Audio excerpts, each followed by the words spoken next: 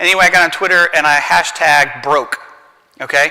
And these were some of the ones that popped up on the hashtags.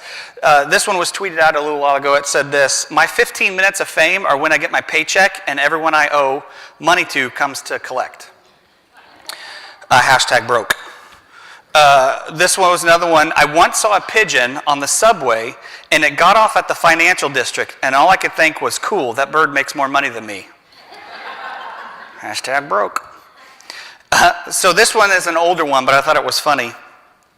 So in 2016, I've decided to leave all the negative people behind. So I'm sorry if I owe you money because I'm moving on from that now.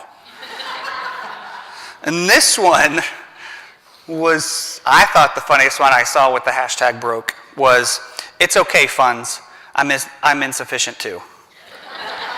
But we live in a world where, you know, everybody's got a phone, everybody's got a laptop, everybody's got an iPad. You can take one of those gadgets to go online to see if you're broke or not, right? I mean, that's just kind of our reality. But the fact is that a lot of us are still poor, and it is not necessarily just material poverty, right? So what is poverty? Let's start there. What is poverty? Now, here's the deal. Most Americans define poverty as a lack of something material. Okay? Most Americans define poverty as a lack of something material. Not enough income, my house isn't the greatest, I don't have enough food or clean water, my health care is subpar, right?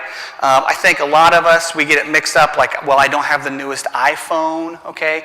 The iPhone 8, isn't that what just came out? And then they skip the 9 and the X is coming out. That's some of the stuff that we kind of, a lot of times, well, I don't have the newest this, or I don't have the best that, or the name brand this, or the name brand that. And it's like, well, I'm so poor. But here's the deal.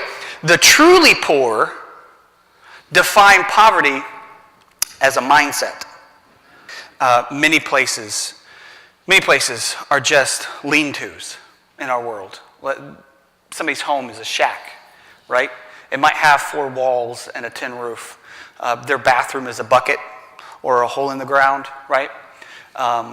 If you go to certain villages in Haiti, the homes are mud huts. They're mud and straw. And they work fine until rain comes. To drink, young women have to take buckets and walk, up 5-10 miles a day.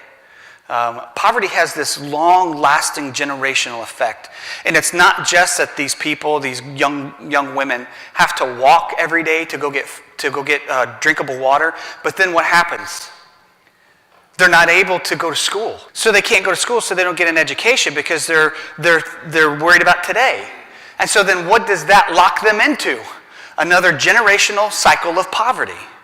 It's all over the world. Poverty is impacting so many people, not just in our time, but in every time, because Jesus was even talking about this in his day. In Matthew chapter 25, we see Jesus telling this story where he separates the people into goats and to sheep, and his followers, he called them sheep. And he says he divides them based on how they treated the poor. And he said, when I was hungry, you fed me. When I was thirsty, you gave me something to drink. And when I was in prison, you came and visited me. When I was sick, you came to the hospital. You clothed me when I was naked. And then his followers, both groups of people, said, when did we see you like this? When did we give you food or water or clothes or come visit you in prison or when you were sick? When did we do any of that, Jesus? We didn't see you like that. And Jesus says to the goats, or to the people that he separated as goats, he said, when you didn't do it to people, you didn't do it for me, right? And then in Matthew chapter 25, verse 40, this is what he says to the sheep. And the king will say, I tell you the truth, when you did it to one of the least of these, my brothers and sisters, you were doing it to me.